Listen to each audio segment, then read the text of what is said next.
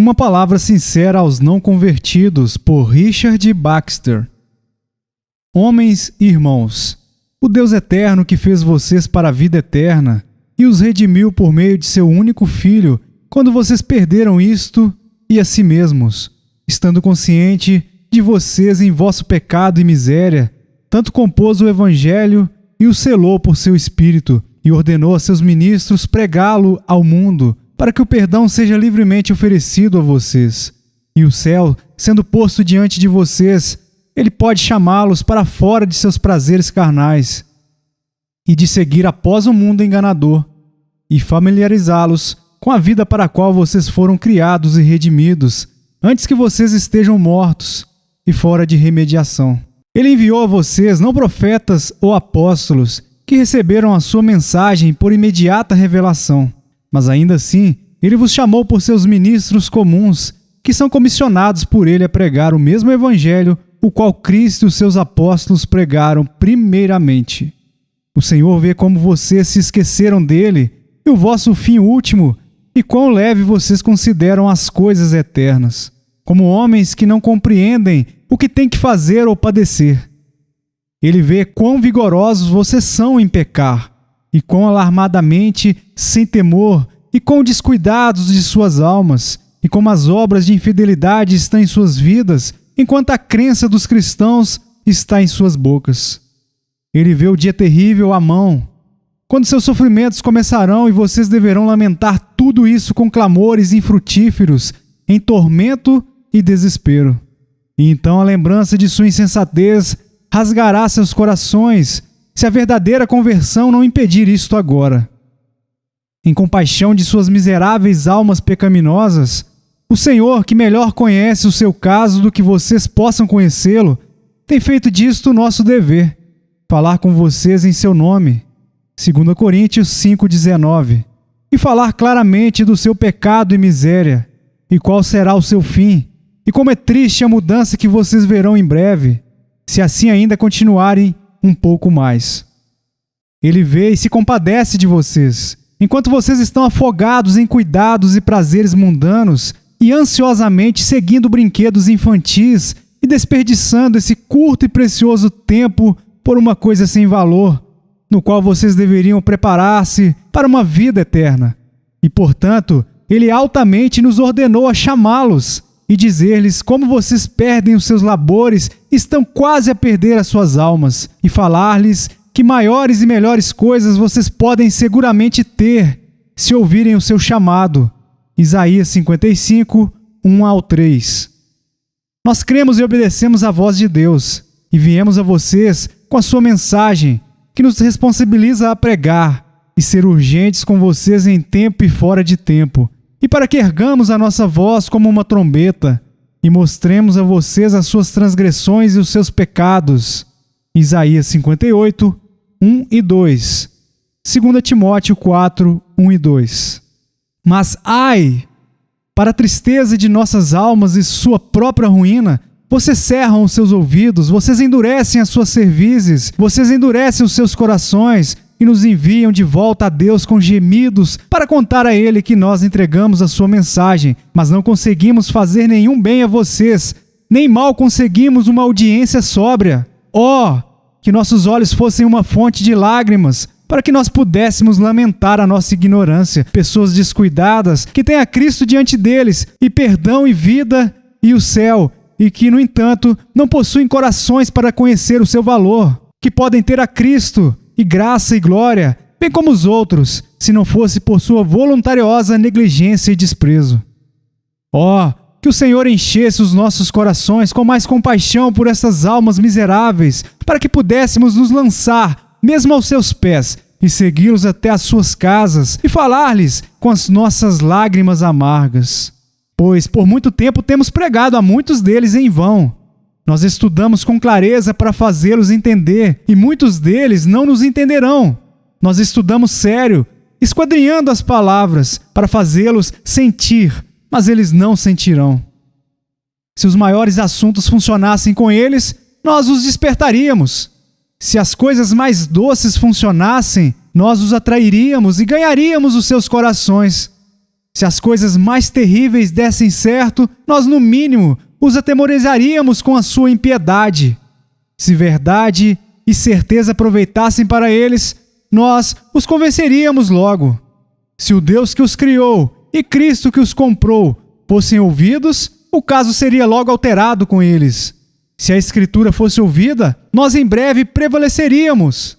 Se a razão, mesmo a melhor e mais forte razão, pudesse ser ouvida, nós, sem dúvida, rapidamente os convenceríamos. Se a experiência pudesse ser ouvida, mesmo a sua própria experiência e a experiência de todo mundo, a questão poderia ser corrigida. Sim, se a consciência dentro deles pudesse ser ouvida, o caso seria melhor com eles do que é.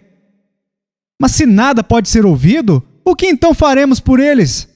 Se o terrível Deus do céu é desprezado, quem então será considerado? Se o inestimável amor e sangue de um Redentor são considerados sem valor, o que então será valorizado? Se o céu não tem nenhuma glória desejável para eles, e os júbilos eternos não têm nenhum valor, se eles podem zombar do inferno e dançar próximo ao abismo sem fundo e brincar com o fogo consumidor, isto, quando Deus e o homem os alertam sobre isto, o que faremos por tais almas como essas? Mais uma vez, em nome do Deus do céu, eu anunciarei a mensagem a vocês, a qual Ele tem ordenado a nós, e a deixarei nestas linhas permanentes para convertê-los ou para condená-los, para mudá-los ou para erguerem-se em julgamento contra vocês, e para que sejam uma testemunha para suas faces, que uma vez vocês tiveram um sério chamado a converterem-se. Ouçam, todos vocês que são escravos do mundo e servos da carne de Satanás, que desperdiçam seus dias em buscar prosperidade na terra e mergulham as suas consciências em bebedices e glutonaria e preguiça e esportes tolos, e conhecem o seu pecado e ainda assim pecam como se desafiassem a Deus e o provocassem a fazer o seu pior e não poupar. Ouçam todos vocês que não se importam com Deus e não têm o coração nas coisas santas e não sentem nenhum prazer na palavra ou no culto ao Senhor, ou em pensamentos ou menção da vida eterna, que são descuidados de suas almas imortais e nunca despendem uma hora em investigar em que condição elas estão, se santificadas ou não santificadas, e se vocês estão preparados para se apresentarem diante do Senhor. Ouçam, todos vocês que por pecarem à luz, têm banqueteado a vós mesmos em infidelidade e não creem na palavra de Deus. Aqueles que têm ouvidos para ouvir, que ouçam, deixem-no ouvir o gracioso e ainda assim terrível chamado de Deus. Enquanto seus olhos estão completamente sobre vocês, seus pecados estão registrados e vocês certamente os ouvirão novamente. Deus mantém o livro agora e Ele escreverá tudo isso sobre as suas consciências com seus terrores. Então vocês também devem guardá-lo. Ó pecadores, que vocês soubessem apenas o que estão fazendo. E a quem vocês estão ofendendo todo este tempo? O sol em si mesmo é trevas diante daquela majestade, a qual vocês diariamente abusam e provocam descuidadamente.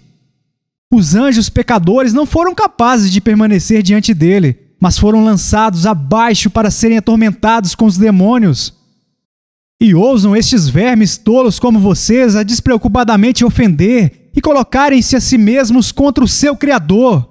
Oh, que vocês apenas soubessem um pouco em que condição esta miserável alma está, que tem envolvido o Deus vivo contra ela. As palavras de sua boca que te fizeram podem te desfazer. A carranca de sua face cortará a ti e lançará a ti na completa escuridão. Quão ansiosos estão os demônios para estarem contigo, que têm tentado a ti e apenas esperam pela palavra de Deus para tornar-te e usar-te como deles próprios. Então, em um momento, tu estarás no inferno. Se Deus é contra ti, todas as coisas são contra ti. Este mundo é apenas a tua prisão, para tudo que tu tanto amas. Tu estás apenas preso nele para o dia da ira. Jó 21:30. O juízo está vindo. Tua alma mesmo está indo. Ainda em pouco tempo, e teus amigos dirão de ti: ele está morto. E tu verás as coisas que tu agora desprezas, e sentirás aquilo em que agora tu não queres crer. A morte trará um tal argumento que tu não poderás responder, Um argumento que deve refutar efetivamente teus sofismas contra as palavras e caminhos de Deus e todos os teus autoconceitos caducos. Então, quão breve tua mente será mudada. Então, seja um incrédulo se tu puderes. Permaneça assim com todas as tuas palavras anteriores, as quais tu eras acostumado a proferir contra a vida santa e celestial.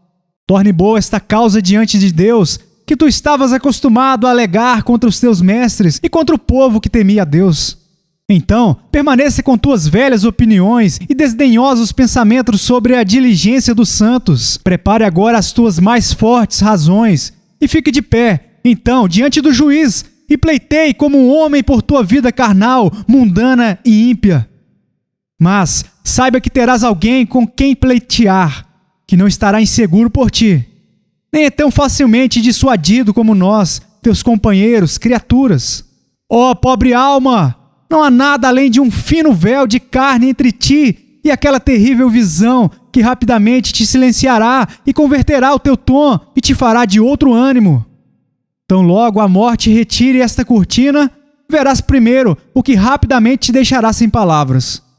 E quão brevemente aquele dia e hora chegarão, quando tu tiveres apenas mais algumas poucas horas alegres e apenas mais um pouco mais dos agradáveis jogos e bocados e um pouco mais das honras e riquezas do mundo, a tua porção será desperdiçada e os teus prazeres findados, e tudo então se vai do que tu estabeleceste sobre o teu coração. De tudo pelo que tu vendestes teu Salvador e salvação, não é deixado, senão o severo e pesado acerto de contas. Como um ladrão que se assenta alegremente em uma cervejaria, gastando o dinheiro que ele havia roubado, enquanto os homens cavalgam, apressados para prendê-lo, assim é com vocês. Enquanto vocês estão mergulhados em cuidados ou prazeres carnais e alegrando-se em sua própria vergonha, a morte está chegando apressada para apoderar-se de você e levar as suas almas para um lugar e estado que agora vocês bem pouco conhecem ou cogitam. Suponham, quando vocês estão apegados e ocupados em seus pecados, que um mensageiro estivesse vindo de Londres para prendê-los e tirar-lhes a vida. Embora vocês não o vissem, mas se soubessem que ele estava chegando, isso estragaria a sua alegria, e vocês estariam pensando na pressa dele e obedecendo, atentando para quando ele batesse em sua porta. Oh, que vocês pudessem apenas ver com que pressa a morte vem, que ainda assim ela ainda não ultrapassou vocês. Ninguém nomeia tão rápido. Nenhum mensageiro é mais certo. Tão certo quanto o sol estará com vocês na parte da manhã, embora ele tenha muitos milhares e uma centena de milhares de milhas para percorrer à noite. Desta forma, tão certamente, a morte estará rapidamente com vocês. Então, onde está o seu esporte e lazer? Então, vocês brincarão e enfrentarão ela? Então vocês zombarão daqueles que lhes avisaram? Assim, é melhor ser um santo crente ou um mundano sensual. E o que tens preparado, para quem será? Todas as coisas que tens ajuntado. Lucas 12, 19 ao 21. Vocês não observam que os dias e as semanas rapidamente se foram, e as noites e manhãs vêm em ritmo acelerado e rapidamente sucedem um ao outro? Vocês dormem, mas a sua perdição não dormita. Vocês tardam, mas não será tardia a sentença. 2 Pedro 2, 3 ao 5.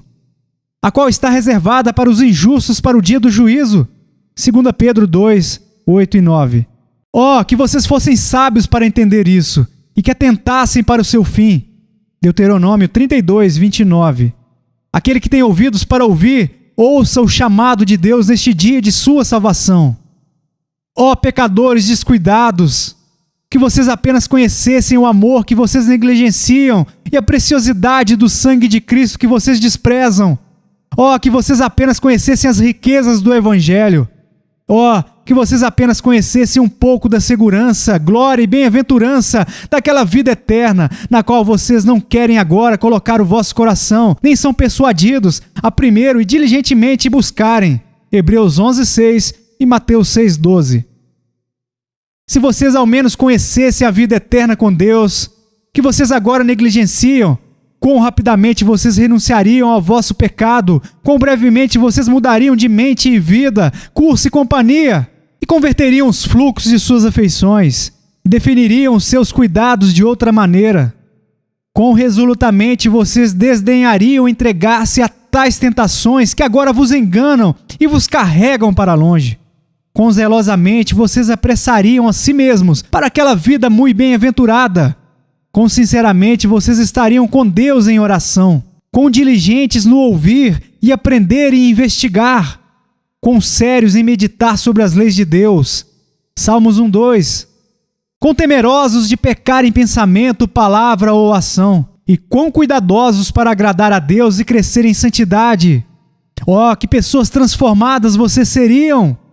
E por que a segura palavra de Deus não seria crida e prevaleceria com vocês, a qual revela para vocês essas coisas gloriosas e eternas? Sim, permitam-me dizer-lhes que mesmo aqui na terra, vocês pouco sabem a diferença entre a vida que vocês recusam e a vida que vocês escolheriam. O santificado está conversando com Deus, quando vocês mal ousam pensar nele, enquanto vocês estão conversando apenas com terra e carne. A conversação deles está no céu, enquanto vocês são completamente estranhos a isso. E o seu ventre é o seu Deus, e vocês estão cuidando de coisas terrenas. Filipenses 3:18-20. Eles estão buscando a face de Deus, enquanto vocês não buscam por nada maior do que esse mundo. Eles estão ocupados em alcançar uma vida sem fim, onde eles serão iguais aos anjos. Lucas 20:36. Enquanto vocês estão ocupados com uma sombra e com uma coisa transitória de nada. Quão longa e vil é a sua vida terrenal, carnal, pecaminosa em comparação à vida nobre e espiritual dos verdadeiros crentes. Muitas vezes eu tenho olhado para tais homens com dor e piedade, ao vê-los marchar sobre o mundo e desperdiçar suas vidas, cuidados e trabalho por nada, senão um pouco de alimento e vestuário, ou um pouco de riqueza murcha, ou prazeres carnais, ou honras vazias, como se eles não tivessem nenhuma coisa mais elevada em mente. Qual é a diferença entre a vida desses homens e dos animais, que perecem, que gastam seu tempo em trabalhar, comer e viver apenas para que eles possam sobreviver? Eles não provam os prazeres celestiais interiores que os crentes provam e vivem. Eu prefiro ter um pouco do seu conforto que as antecipações de sua herança celestial concedem a eles, embora eu tivesse com isso todos os seus desprezos e sofrimentos, do que ter todos os prazeres e tesouros da prosperidade. Eu não gostaria de ter uma de suas dores secretas e sofrimentos de consciência, e sombrios e terríveis pensamentos sobre a morte e vida vindoura, por tudo que o mundo já fez por vocês e por tudo que vocês podem razoavelmente esperar que ele vos faça. Se eu estivesse em um estado carnal não convertido, e soubesse apenas o que eu sei agora, e acreditasse apenas no que eu creio agora, minha vida seria uma antecipação do inferno. Quantas vezes eu estaria pensando nos terrores do Senhor daquele dia sombrio que está se apressando? Certamente que a morte e o inferno ainda estariam diante de mim. Eu pensaria neles de dia e sonharia com eles à noite. Eu me deitaria com temor e levantaria com medo, e viveria com receio de que a morte viesse antes que eu fosse convertido. Eu teria pouca felicidade em qualquer coisa que eu possuísse, e pouco prazer em qualquer companhia, e pequena alegria em qualquer coisa no mundo, desde que eu soubesse que eu estava debaixo da maldição e da ira de Deus. Eu ainda estaria com medo de ouvir aquela voz: louco, esta noite te pedirão a tua alma. Lucas 12:20. E essa temerosa sentença estaria escrita sobre a minha consciência: não há paz para os ímpios, diz o meu Deus. Isaías 48:22 e 57:21. Ó miseráveis pecadores! Esta é uma vida mais jubilosa do que esta em que vocês podem viver, se vocês verdadeiramente apenas desejassem ouvir a Cristo e voltar para casa, para Deus. Vocês se aproximariam de Deus com ousadia e chamá-lo-iam de vosso Pai, e confortavelmente confiariam a Ele as suas almas e corpos. Se vocês olhassem para as promessas, diriam: elas são minhas. Se olhassem para as maldições, diriam: destas eu estou livre. Quando vocês lessem a lei, veriam que vocês estão salvos. Quando lessem o Evangelho, veriam aquele que lhes redimiu, e veriam o curso de seu amor, sua vida santa e sofrimentos, e observariam em suas tentações lágrimas e sangue na obra de vossa salvação. Vocês veriam a morte vencida e o céu aberto, e vossa ressurreição e glorificação providenciadas na ressurreição e glorificação de seu Senhor. Se vocês olhassem para os santos, poderiam dizer: eles são meus irmãos e companheiros. Se olhassem para os não santificados, vocês se regozijariam em pensar que foram salvos daquela condição. Se olhassem acima para os céus, o sol, a lua e inumeráveis estrelas, pensariam e diriam: a face de meu Pai é mais gloriosa. É de substância mais elevada o que Ele tem preparado para os seus santos. Acolá é apenas a corte exterior do céu. A bem-aventurança que Ele prometeu é tão mais elevada que carne e sangue não podem contemplá-la. Se vocês pensassem na sepultura, lembrariam do Espírito glorificado, da cabeça viva e de um amorável Pai, todos em tão próxima relação com o vosso pó, que isso não pode ser esquecido ou negligenciado, porém mais certamente ressuscitarão do que as plantas e flores na primavera, porque a alma que permanece viva é a raiz do corpo, e Cristo vive, que é a raiz de ambos. Mesmo a morte, que é o rei dos temores, poderia ser lembrada e entretida com júbilo, como sendo o dia de vossa libertação dos restos do pecado e tristeza, e o dia em que vocês creram, e esperaram e anelaram, quando verão as coisas benditas que ouvirão, e serão encontrados, por experiência de presente júbilo, o que for escolhido como a melhor porção, e você seria um crente sincero e santo. O que vocês dizem, senhores? Esta não é uma vida mais deleitosa? Estar seguro da salvação e pronto para morrer, em vez de viver como os ímpios, que têm os seus corações sobrecarregados com glutonaria, embriaguez e com as preocupações da vida, e assim aquele dia venha sobre eles de surpresa? Lucas 21, 34 e 36. Vocês poderiam não viver uma vida confortável, se uma vez fossem feitos os herdeiros do céu, e seguros de que eram salvos quando partissem do mundo? Olhem para vocês, então, e pensem no que vocês fazem, e não lancem fora tais esperanças como essas pelo próprio nada. A carne e o mundo não podem vos dar tais esperanças e consolos. E além de toda a miséria que vocês trazem sobre si mesmos, vocês são os perturbadores de outras pessoas, desde que vocês não são convertidos.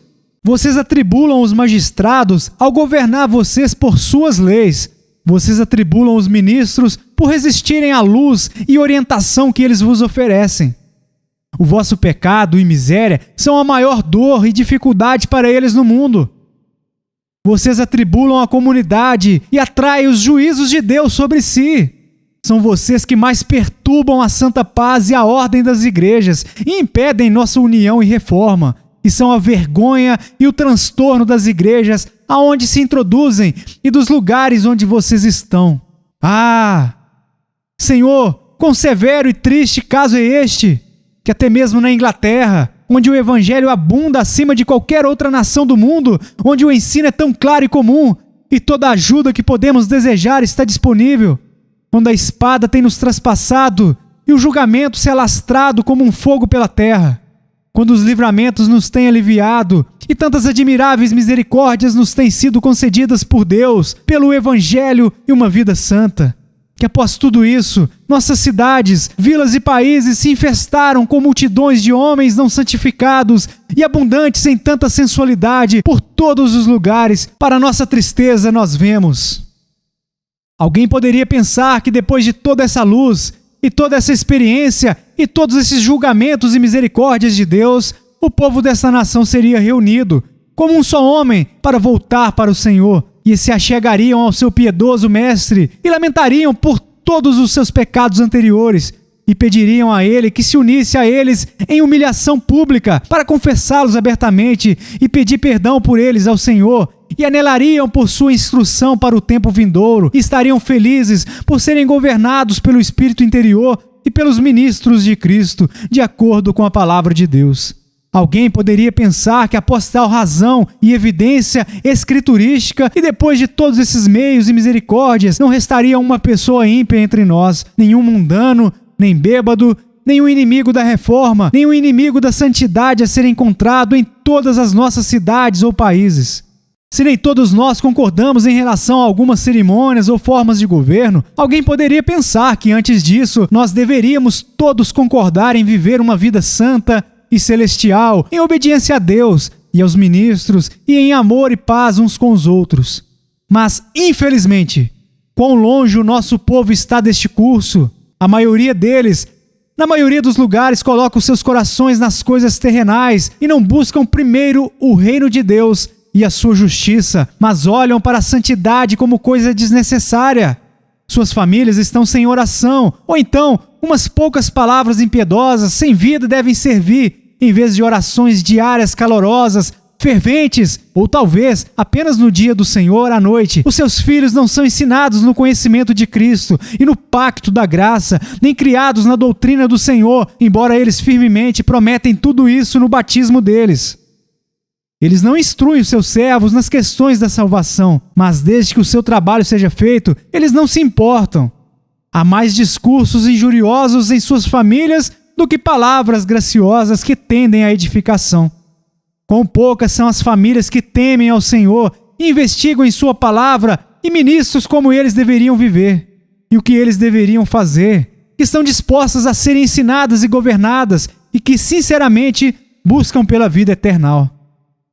E aqueles poucos que Deus fez tão feliz são comumente o provérbio de seus vizinhos.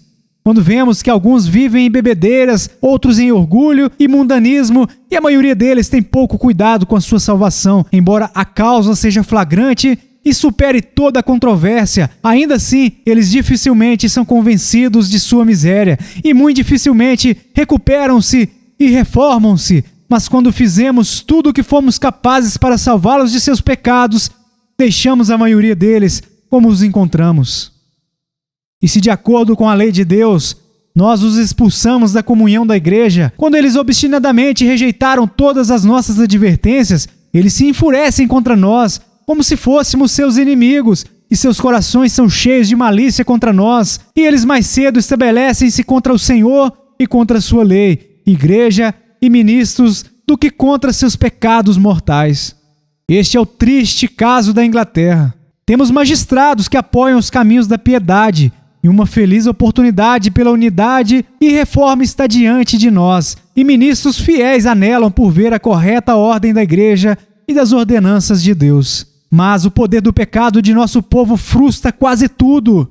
Em quase nenhum lugar um ministro fiel pode estabelecer a inquestionável disciplina de Cristo, ou retirar os pecadores impenitentes mais escandalosos da comunhão da igreja e da participação dos sacramentos, sem que a maioria do povo os xinguem e os injuriem, como se essas almas ignorantes e descuidadas fossem mais sábias do que seus mestres ou do que o próprio Deus.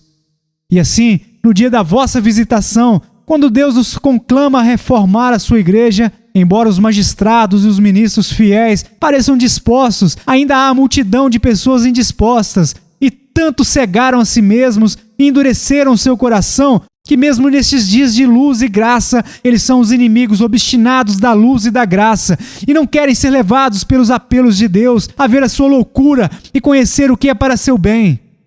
Oh, que o povo da Inglaterra conhecesse também, ao menos neste teu dia, o que à tua paz pertence. Mas agora isso está encoberto aos teus olhos. Lucas 19, 42. Ó almas miseráveis e insensatas! Gálatas 3, 1. Quem vos fascinou a mente em tal insensatez e seus corações para tal mortandade, para que vocês sejam tão inimigos mortais de si mesmos e prossigam tão obstinadamente para a condenação, de forma que nem a palavra de Deus, nem as convicções dos homens podem mudar as suas mentes ou deter as suas mãos ou parar vocês até que sejam remediados. Bem, pecadores, esta vida não durará para sempre, nem esta paciência ainda esperará por vocês. Não pensem que vocês abusarão do vosso Criador e Redentor, servirão aos seus inimigos, rebaixarão as suas almas, atribularão o mundo, errarão na igreja, reprovarão o piedoso, injuriarão os seus mestres, dificultarão a reforma e tudo isso sem custo. Vocês ainda não sabem o que isso deve custar-lhes, mas vocês logo saberão, quando o justo Deus os tomará pela mão. Quem lidará convosco de maneira diferente do que os magistrados mais severos ou os pastores mais diretos o fizeram, a menos que vocês impeçam os tormentos eternos por uma sonora conversão e uma rápida obediência ao chamado de Deus. Aquele que tem ouvidos para ouvir, ouça, enquanto a misericórdia tem uma voz para chamar. Uma objeção que eu encontro ser a mais comum na boca dos ímpios, especialmente nos últimos anos, é esta. Eles dizem: não podemos fazer nada sem Deus. Não podemos ter graça se Deus não nos der. E se Ele quiser, seremos rapidamente convertidos. Se Ele não nos predestinou e não quiser nos converter, como podemos converter a nós mesmos e ser salvos? Não depende de quem quer ou de quem corre. E assim, eles pensam que estão desculpados. Eu respondi a isso anteriormente e neste livro, mas permitam-me agora dizer isto. Primeiro, embora vocês não possam curar-se, vocês podem ferir e envenenar a si mesmos. É Deus que deve santificar os vossos corações. Mas quem os corrompe? Vocês deliberadamente tomarão veneno porque vocês não podem curar a si mesmos? Parece-me que vocês deveriam desistir disso. Vocês tomariam mais cuidado de pecar se vocês não pudessem emendar o que o pecado estraga. Segundo, embora vocês não possam ser convertidos sem a graça especial de Deus, ainda assim, vocês devem saber que Deus dá a sua graça no uso dos seus santos meios que Ele determinou para esse fim. E a graça comum pode permitir-lhes abandonar o vosso pecado grosseiro quanto ao ato externo e utilizar esses meios. Vocês podem realmente dizer que vocês fazem o que são capazes de fazer? Vocês não são capazes de deixar de ir à porta da cervejaria ou abandonar a companhia que lhes endurece em pecado? Vocês não são capazes de ouvir a palavra e pensar no que ouviram quando chegarem em casa e considerarem consigo mesmos sobre a vossa própria condição e sobre as coisas eternas? Vocês não são capazes de ler bons livros no dia a dia, pelo menos no dia do Senhor, e de conversar com aqueles que temem ao Senhor? Vocês não podem dizer que têm feito o que são capazes. Terceiro, e portanto, vocês devem saber que podem perder a graça e a ajuda de Deus pelo seu pecado intencional ou negligência, embora vocês não possam, sem a graça, converterem-se a Deus. Se vocês não quiserem fazer o que podem, é justo que Deus negue a graça a vocês, pela qual vocês poderiam fazer mais. Quarto, e por decretos de Deus, vocês devem saber que eles não separam os meios dos fins, mas os amarram unindo-os. Deus nunca decretou salvar alguém, senão o santificado, nem condenar ninguém, exceto o não santificado. Deus tão verdadeiramente decretou se a vossa terra neste ano será estéril ou frutífera, e exatamente por quanto tempo vocês viverão no mundo, como Ele decretou se vocês serão salvos ou não. E ainda assim, vocês poderiam pensar de um homem, se não que fosse tolo, se deixasse de arar e semear e dissesse: se Deus decretou que a minha terra dará milho, ela dará, se eu arar e semear ou não. Se Deus já decretou que eu viverei, se eu comer ou não. Mas se Ele não fez, não é comer que me manterá vivo. Vocês sabem como responder a tal homem ou não? Se vocês souberem, então vocês sabem como responder a si mesmos. Pois o caso é semelhante com respeito aos decretos de Deus, é tão decisivo sobre os vossos corpos quanto as vossas almas. Se vocês souberem, façam conclusões sobre os seus corpos, antes que se aventurem a tentá-las sobre as vossas almas. Vejam primeiramente se Deus manterá vocês vivos sem comida ou roupa, e se Ele vai conceder-lhes milho sem preparo e labor, e se Ele os levará ao final da vossa jornada sem esforço ou transporte. E se vocês se saírem bem nisto, então experimentem se Ele vos levará para o céu sem o vosso uso diligente dos meios. Então sentem-se e digam: nós não podemos santificar a nós mesmos. Bem, senhores, eu farei apenas 3 solicitações a vocês e concluo. Em primeiro lugar, que vocês lerão seriamente este pequeno tratado. E se vocês têm tal necessidade em suas famílias, que vocês o leiam uma e outra vez para eles.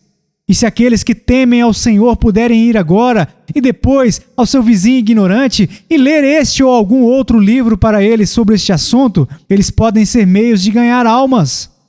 Se não conseguimos estimular os homens a tão pequeno esforço pela sua própria salvação, como ler tais pequenas instruções como essas, eles fazem pouco por si mesmos e querem, muito injustamente, perecer. Em segundo lugar, quando vocês lerem este livro, eu vos suplico que estejam sozinhos e reflitam um pouco sobre o que já leram. Reflitam, como que diante de Deus, se este é ou não verdade. e se não toca intimamente as suas almas, e se não teve tempo de tocar vocês? E também vos peço que vocês estejam sobre os seus joelhos clamando ao Senhor que abra os seus olhos para que compreendam a verdade e convertam os seus corações ao amor de Deus e implorem a Ele por toda aquela graça salvífica que vocês por tanto tempo negligenciaram, e sigam-no dia após dia até que os seus corações sejam transformados. E além disso, que vocês possam ir até os seus pastores, que estão estabelecidos sobre vocês para cuidar da saúde e segurança de suas almas, como o médico faz por seus corpos, e desejem deles um direcionamento para que curso devam se direcionar, e familiarizem-se com eles sobre a vossa condição espiritual, para que vocês obtenham benefícios de seus conselhos e auxílio ministerial. Ou se vocês não tiverem um pastor fiel perto de casa, façam uso de algum outro por tão grande necessidade.